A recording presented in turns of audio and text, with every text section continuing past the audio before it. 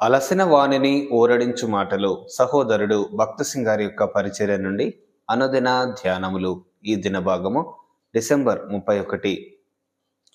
మునుపటి కంటే అధికమైన మేలు మీకు కలగజేసేదను. యెహెజ్కేలు గ్రంథము 36వ అధ్యాయము 11వ వచనము. రెండవ రాజుల గ్రంథం 6వ అధ్యాయం 5వ వచనములో ప్రవక్త కుమారుడైన ఆ యవనుడు గొడ్డలిని ఎరువు తెచ్చుటను మనము చూచుదుము. తన నిర్లక్ష్యమును బట్టి గొడ్డలి పిడి సరిగా ఉన్నదో లేదో అతడు చూచుకొనలేదు. అలాగే మనలో చాలా మందిమి డబ్బు అప్పు తీసుకొని ఇచ్చుటలో నిర్లక్ష్యంగా ఉందుము, గనుకనే తృప్తి లేని వారంగా ఉందుము. కొంతమంది అయితే డబ్బు సంపాదించుదురు గాని వాటిని అజాగ్రత్తగా ఖర్చు పెట్టి ఇతరుల దగ్గర అప్పు అడుగుదురు. అలాగే మనం నిర్లక్ష్యతను బట్టి మన ప్రార్థన, బైబిల్ చదువు సమయములను తగ్గించుకుని వారంగా ఉందుము. మన దశమ భాగమును ఇతర అక్కరల కొరకు వాడి మన సంతోషమును పోగొట్టుకుందుము.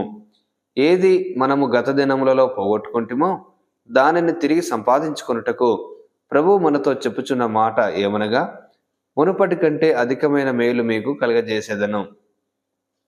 యెహెజ్కేలు గ్రంథం 36వ అధ్యాయం 8 నుండి 11 వచనములలో ప్రతి పర్వతము ఫలించని స్థితిలో ఉండక చిగురు పెట్టి అంతటను అధికముగా ఫలించవలననున్నదియే ప్రభు యొక్క ఆశ.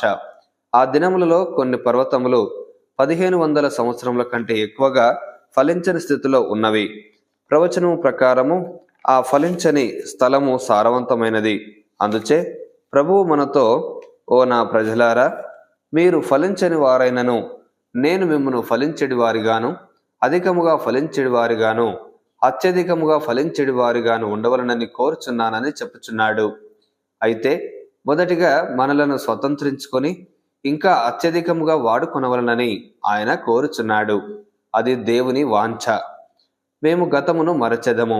దేవుడు మా ఎడల కుమ్మరించిన కృపలను తలపోసుకొని కృతజ్ఞతలు చెల్లించి ఇంకా ఆయన మా ఎడల బలమైన కార్యములను చేయునట్లు దృఢ విశ్వాసంతో ముందుకు సాగెదము. ఆయన అద్భుత కార్యములు చేయువాడు, నిబంధనను నెరవేర్చు దేవుడు, ప్రార్థనలకు జవాబు దయచేయు దేవుడు. ఆయన అద్భుతములను చేయు దేవుడని నిర్గమకాండం 34వ అధ్యాయం 10వ వచనములో చదివెదము. అది మన హృదయ వాంఛే ఉండవలను. మనలను ఆయన సంపూర్ణంగా స్వతంత్రించుకొనవలనని ఆయనకు మొరపెట్టెదము. ఆయన నమ్మకమైన దేవుడు గనుక మనము సంపూర్ణంగా ఆయనను వెంబడించవలెను.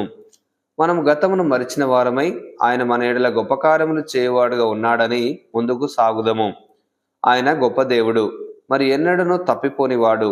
మనం అడిగిన దానికంటే ఊహించిన దానికంటే అత్యధికముగా చేయు బలమైన గొప్ప దేవుడు. గతములో మన తప్పిదములు ఏమైనను అవన్నీ మరవబడును. ముగింపు మాటలు. నేటి దినవాక్యం ద్వారా ప్రభువు మనలను ఆత్మీయంగా నడిపించి సహాయపడి సమృద్ధిగా ఆశీర్వదించునుగాక.